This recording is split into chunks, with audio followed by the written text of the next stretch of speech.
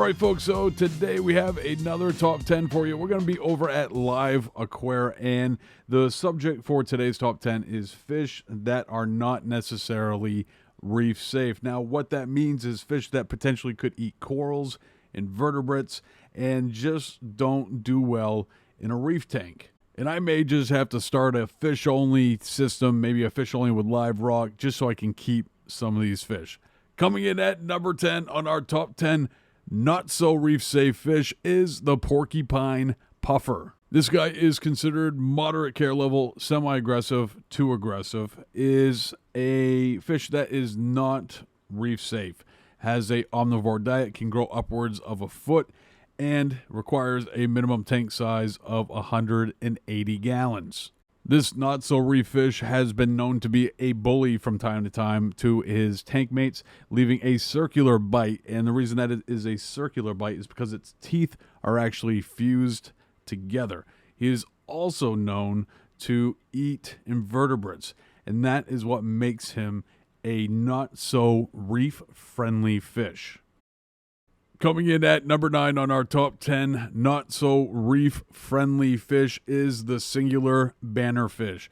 Now, this guy is not so common in the aquarium trade, but even still is very easy to care for, has a peaceful temperament, so you want to make sure that its tank mates are also of the peaceful temperament variety, has a omnivore diet, is not considered reef safe, can grow upwards of 10 inches, and requires a tank of 125 gallons or bigger. Now, the singular bannerfish is a member of the butterflyfish family, and butterflyfish are known to constantly be grazing and picking at things, and sometimes those things that they pick on are corals, and that's why the singular bannerfish is not always a great addition to a reef tank. They also are known for needing a little bit more care in the acclimation process to adapt to aquarium life. Coming in at number 8 on our top 10 not so reef friendly fish is the bird wrasse. Now, this fish is considered easy to care for, is semi-aggressive to aggressive. It's one that you typically see in a aggressive style reef tank. It has a carnivore diet, is not considered reef safe, can grow upwards of 11 inches, and requires a tank size of 125 gallons. Now, one of the most interesting things about the bird wrasse is its elongated beak style mouth. And the reason that this mouth is shaped this way is so that it can prey upon the spiny things in life. They love them inverts. And such as most wrasses are, they are a bit of a jumper. So you definitely want to make sure that you have a lid on your tank if you are going to keep any type of wrasse, especially number 8, the bird wrasse. Coming in at number 7 on our top 10 not so reef safe fish is the Aptasia eating filefish. Now, this guy is considered moderate care level, has a peaceful temperament, has an omnivore diet, and is considered reef safe with caution. They can grow upwards of 3.5 inches and require a minimum tank size of 30 gallons or bigger. Now, the interesting thing about this fish is it's probably one of the few fish on this list that you commonly see in a reef tank, and there are a lot of things that can go wrong with this guy.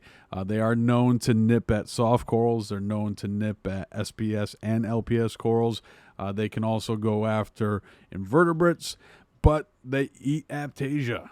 And probably one of the most interesting things about this fish is that it is incredibly shy and hardly ever picks on tank mates unless there is another tank mate that is a file fish.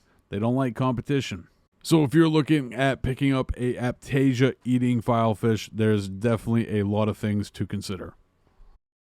Coming in at number 6 on our top 10 not so reef friendly fish is the Regal Angelfish. Now, this guy is considered expert only. Is a semi-aggressive fish, requires a omnivore diet, is reef safe with caution, and can grow upwards of 10 inches. It requires a minimum tank size of 125 gallons. Now, the Regal Angelfish is a fish that ships well and is easily adapted to aquarium life, but it is one of the more difficult angelfish to keep and should be added to the tank first so it can establish a territory and be comfortable in the tank before you add other angelfish. Now, the reason that this fish is reef safe with caution is that they are known to nip at LPS corals and clam mantles, so that's definitely something that you want to consider with this fish if you intend on keeping LPS corals or clams. Coming in at number 5 on our top 10 not so reef safe fish. Hey, they're not all gems, all right? This is the flame angel, and it is considered moderate to care for, semi-aggressive temperament, has a omnivore diet, and is considered reef safe with caution. They can grow upwards of 4 inches and require a tank size of 70 gallons or bigger. All in all, probably one of the most beautiful fish of the saltwater aquarium hobby, one of my personal favorites, and I've never kept one yet. They are fish that require a lot of different hiding spots within the rockwork and are constantly grazing. Now, with all that being said, they graze all the time, but they also have been known to nip at corals. And there's some that nip corals, and there's some that don't nip corals, and you kind of need to figure out what's what. And one of the best ways to do that is to have this fish, once it's out of quarantine, put it in an acclimation tank and with some live rock and some corals, and observe the fish and see how it's going to act with corals. And then if it's one of the ones that are good, you add it to the reef tank. And if it's one of those ones that is bad, bring it back to the local fish store and they can find a home for it in a fish-only system. Coming in at number 4 on our top 10 not so reef safe fish is the longhorn cowfish.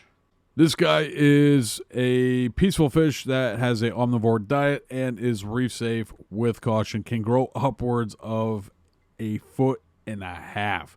It requires a tank size of 250 gallons or bigger. It grows 1.5 feet, people. Now, the longhorn cowfish is a fish that is very peaceful and should be one of the first fish that is added to the tank. Now, with that being said, we've done a video on how to go about selecting and stocking a saltwater tank in a previous video. And if you want to check that out, there's going to be a link to that in the description below. And one of the last and probably most important pieces of this fish and why it has landed on this list is that they are known to be nippers, and they'll nip at the tube type things that are in your reef tank and things that look as such. So that's what puts them on the reef safe with caution list.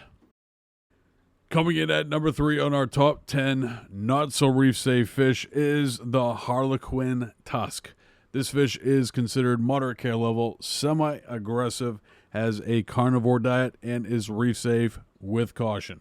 They can grow upwards of 10 inches and require a tank size of 125 gallons or bigger. This guy, being a moderate care level fish, is a fish that should only be housed 1 per tank. And with that being said, they have a taste for the finer things. They enjoy munching on some crustaceans, and that's why they are reef safe with caution.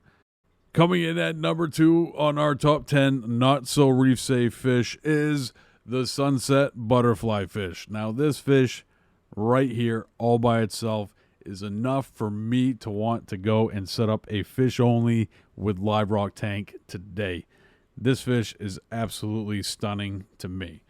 It is considered moderate care level, has a peaceful temperament, has a omnivore diet, and is not reef safe. They can grow upwards of 5 inches and require a minimum tank size of 70 gallons or bigger.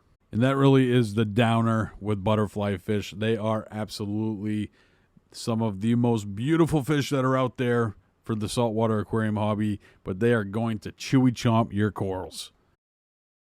Coming in at number 1, and probably one of the fish that got me into the hobby to begin with, the Picasso triggerfish. This guy is considered easy to care for and has aggressive temperament, requires a carnivore diet, and is not reef safe. They can grow upwards of 10 inches and require a tank size of 180 gallons or bigger. This guy and probably the clown triggerfish are probably my two most wanted fish that I have not kept to date. And I don't know what it is about this fish. For the most part, is pretty dull in its formation. It's a unique shape, but the blues that are brought into the gray is just absolutely phenomenal to me.